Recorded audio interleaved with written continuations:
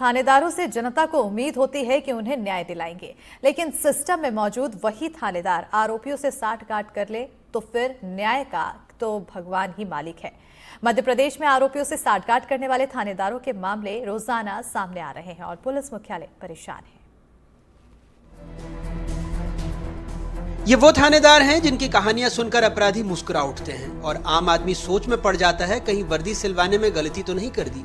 ये जनाब अपराध रोकते नहीं, अपराधियों की सिफारिश में लिप्त पाए गए हैं।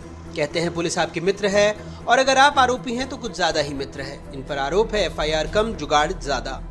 पहला मामला केवलारी सिवनी सोलमई, जहां हत्या हुई वहां इंसाफ ने खुद को शहीद घोषित कर दिया। थानेदार ब्रजेश उइके ने आरोपियों को भगाने में ऐसा योगदान दिया मानो पुलिस की नहीं परिवहन विभाग की नौकरी कर रहे हों। SP ने कार्रवाई की लाइन अटैच, मतलब टेम्पररी सजा परमानेंट सेटिंग। दूसरा मामला शामगढ़ मंदसौर 1 मई, 7 साल की गुड़िया की चीखें शायद थानेदार के कान तक नहीं पहुंची। जांच की जगह सेटलमेंट का ऑफर था, जैसे क्राइम की दुकान खुली हो। धरना हुआ, पसीना टपका, SP ने कहा चलो तुम भी लाइन अटैच। तीसरा मामला भोपाल 5 मार्च, साइबर ठगों से दोस्ती निभाते हुए ऐशबाग के थानेदार साहब पकड़े गए, साथ में 3 और सस्पेंड हुए, मगर इज्जत का बाल भी बांका नहीं हुआ। चौथा मामला TT नगर 12 मई, डॉक्टर आयशा की मौत की जांच में लीपापोती, थानेदार पर आरोप सबूतों को धो पोंछ कर पेश करने का और सजा वही लाइन अटैच।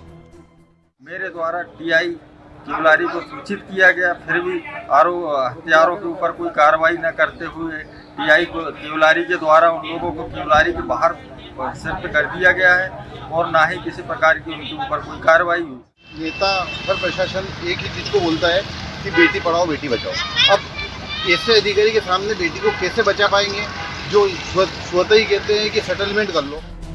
ये सिर्फ कुछ नमूने हैं, पूरी लिस्ट इतनी लंबी है कि थानों के बाहर शिकायत नहीं रजिस्टर ही कम पड़ जाएं। सजा क्या, लाइन अटैच। जैसे स्टाफ रूम में बिठा दिया हो जब क्लास में शोर किया।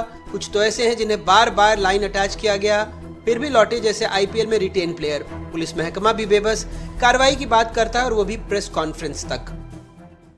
उसमें कुछ लोगों की भूमिका संदिग्ध पाई गई है। पुलिस उस मामले की जांच कर रही है और जो लोग भी उसमें संदिग्ध पाए गए किसी भी स्तर पर उन्हें निलंबित करके जांच की जाए। पहले शिकायतें कांस्टेबल तक सिमटी रहती थी, अब थानेदारों तक पहुंच चुकी है। ऐसा लगने लगा है कि पुलिस का काम अब अपराध रोकना नहीं, अपराधी को सही एग्जिट रूट बताना है। पुलिस हो चाहे कोई दूसरा विभाग हो, ये समाज का रिफ्लेक्शन है। हमारे समाज में जो होता है वही हम, चाहे पुलिस में हो चाहे किसी दूसरी सेवा में हो, सब जगह एक जैसा होता है। पुलिस में ये ज़रूर है कि शिकायत बड़ी जल्दी हो जाती है, सीनियर लेवल पे एड्रेस हो जाती है शिकायत और कार्रवाई हो जाती है। जब रक्षा की भक्षक बनने लगे तो भरोसे की अर्थी निकलती है और न्याय सड़क किनारे बैठा प्रतीक्षा करता है, शायद अगली सरकार, अगली पोस्टिंग या अगली लाइन अटैच का। ऐसी सजा जिसका मतलब है दफ्तर में बैठो, पंखा झलो, पाप न घटे न पुण्य बढ़े।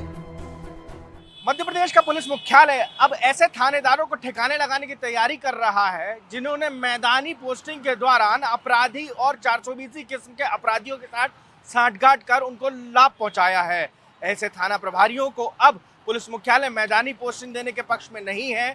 यही कारण है कि तमाम ऐसे थानेदारों की सूची बनाई जा रही है जिनको मैदानी पोस्टिंग से हटाकर दूसरे कामकाज में लगाया जा सके, क्योंकि सजा के नाम पर इन थानेदारों को कई बार लाइन अटैच किया गया, लेकिन ये थानेदार नहीं सुधरे।